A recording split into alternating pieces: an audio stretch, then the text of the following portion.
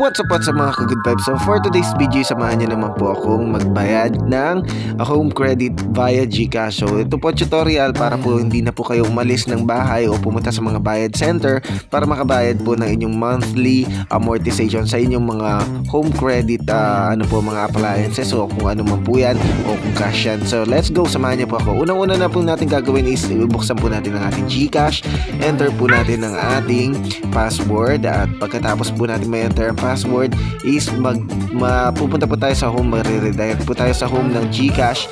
Yan, so remind later, close lang po natin yung mga yon. So meron po yan send, load, transfer, tsaka bills. Doon po tayo sa bills.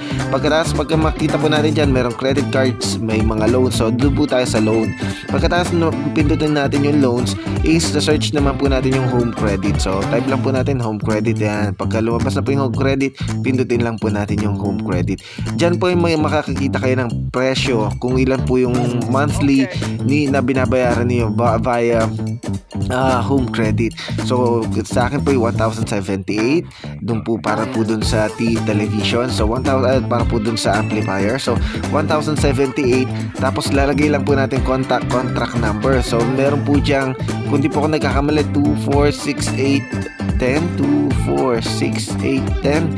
digit number na nandun po sa card na ibinigay po sa inyo ng home credit. Pagkatapos ilalagay po ninyo yung mobile number ninyo para dun sa verification. So ilalagay din po natin yung email address para dun sa verification naman po na isisend ng home credit ng mga receipt po natin. So aside from SMS, makakatanggap din po tayo ng verification via email. So i-click lang po natin yung yes, pagkatapos GCash, then confirm lang po natin.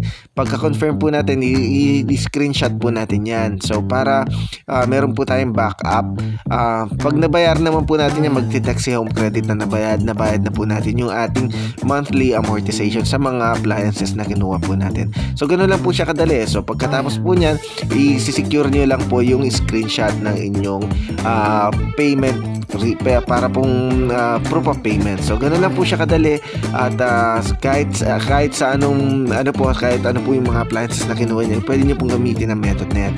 Napakadali, di po ba? So sana nakatulong po sa inyo ang video na ito. Paki-like and subscribe po ang ating YouTube channel at paki-follow na rin po ang ating Facebook for more videos. Maraming salamat po. Sana nakatulong po sa inyo ang video na ito. At ito po ulit ang Kuya Mark at si Bochog nagsasabing always good vibes lang po tayo and always make our mama and dada proud.